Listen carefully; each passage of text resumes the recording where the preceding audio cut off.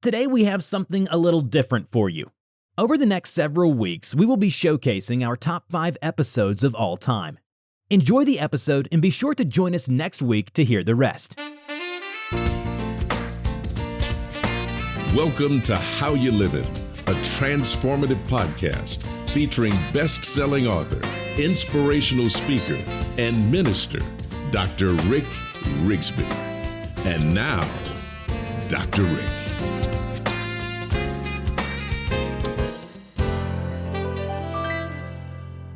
Hello, friends. Welcome to this week's podcast. I'm so glad that you've made an opportunity to tune in. I want to talk to you about hope. More specifically, I want to talk to you about the power of hope. Now, in order for me to set the stage, let me go back a couple of years to 2017. That's when I was finishing up my book, Afraid to Hope. And this book captures the darkest season of my life. My first wife and the mother of our 2 little boys died of breast cancer 24 years ago. And her death resulted in just a horrific season in our lives, just devastation and loss and grief and despair. We were at rock bottom and we couldn't see any hope whatsoever. And I talk about how it was my desire to try to go on if I could. So I would look for hope. My problem was I was looking externally for hope. I was looking anywhere I could to find some sense of hope, some glimmer of hope. And I just felt hopeless. But yet, in the back of my mind, I could hear my father's voice with a piercing familiarity all throughout my childhood saying, son, don't ever lose hope. Make sure that all your life you have hope. And I'm thinking during this time, I'm having a hard time locating that hope. And so I started writing this book, and I started talking about how I went from being hopeless to discovering that hope was always inside of me, that I just had to realize that I needed to connect to it. That's a powerful thought, that hope was always residing in me, but I had to reconnect to the hope. And so in the early stages of the book, I talk about what hope is not. For example, hope is not a fleeting thought. Hope is not wish fulfillment.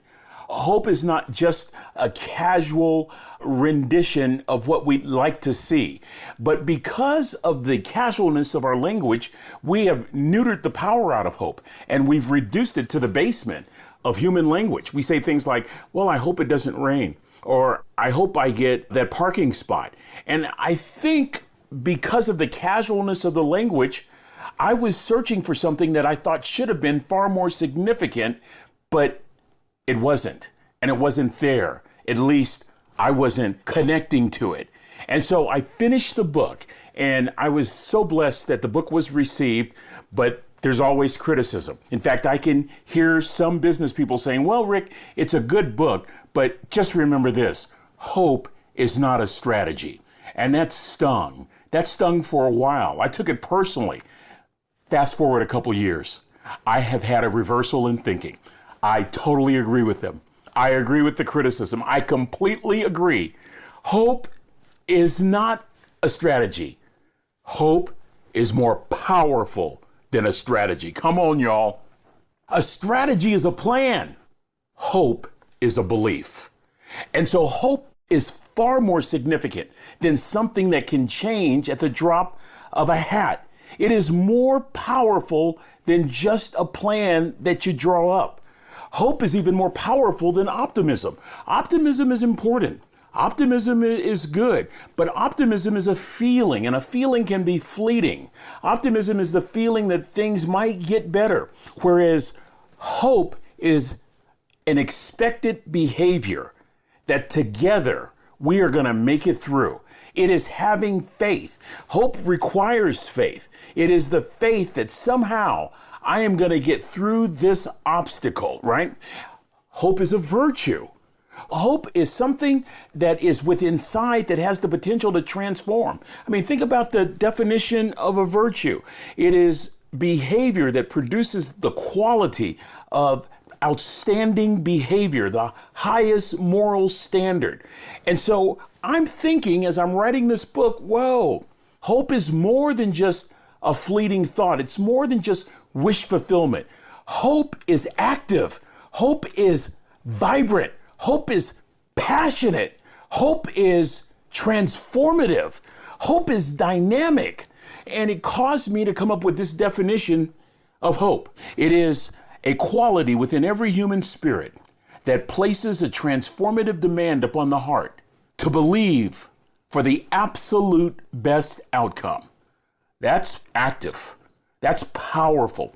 That's transformative. Listen to what Helen Keller said on one occasion. Hope sees the invisible, feels the intangible, achieves the impossible. Friend, that's not wish fulfillment. That is certainly not a feeling. That is something far more powerful. And if we can just realize that it resides in every single one of us, and if we can just realize it doesn't just reside there, but it's a virtue that places a transformative demand upon us to believe for the absolute best outcome.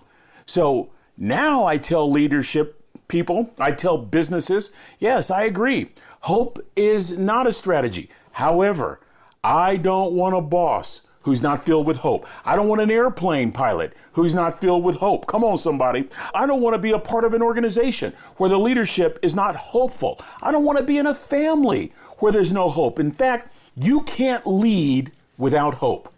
You can't even live without hope. You will merely exist, retard, and die.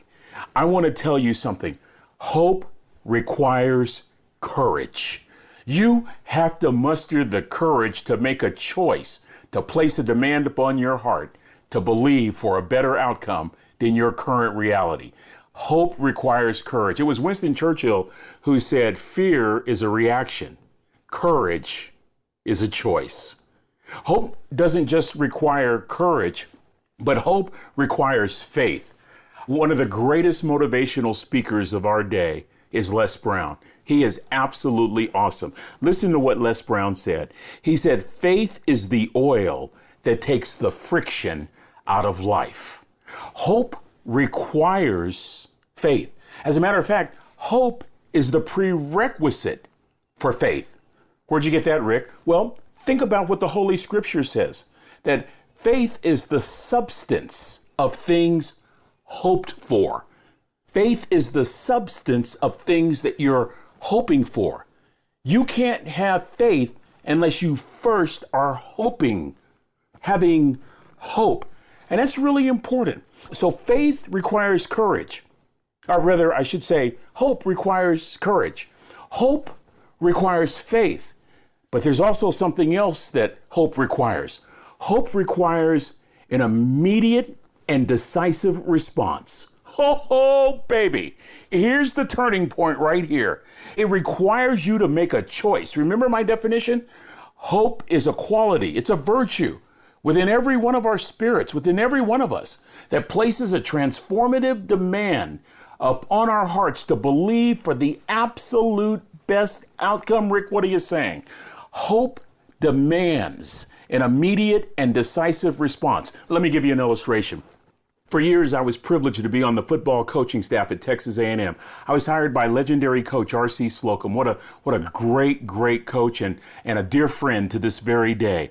And I was the team's chaplain and life skills coach, a character coach, if you will. And I recall playing in the Big 12 championship game in 1998. We were playing against a red-hot Kansas State football team. They were ranked number 1 in the coaches poll in the nation. If they won this game, this particular day, they would go on and play in the national championship game. And we were losing to them decidedly in the first half. We go in at halftime, and Coach Slocum, who gives great speeches, just went to a whole different level. Now, I won't tell you what he said, but get the spirit of what he said. Coach Slocum, he demanded an immediate and decisive response, not just for the players, not just for those playing the game, but for the coaches and even for the staff. Coach Slocum demanded an immediate and decisive response. He placed a demand, a transformative demand upon us to start believing for the absolute best outcome in the second half. Don't just go out and play the game. Don't look at the scoreboard. Just play the next play with this expected belief that you are going to overcome. By the way, friends, we won that game 36-33 in double overtime. It was because we really executed that second half. But make no mistake about it, that execution was fueled by, motivated by this expectation that we actually believed that we were going to exceed at the highest level. That's what hope does. Hope transforms your thinking. Hope challenges the existing status quo. Hope places that kind of transformative demand upon you where you are believing the absolute best outcome regardless of what you see. In fact, Coach Slocum said, don't look at the scoreboard, just play the next play. That's the power of hope, friend. And that power is available to every single one of us. You know, I was afraid to hope during that season 24 years ago. And I didn't want to hope. And yet my father at the casket demanded an immediate and decisive response with 3 words. Son, just stand. Son, just stand. Translation, son, I'm going to give you a choice. You can stand and keep going, or you can bail out. You can quit. You can disappear. You can go through the motions.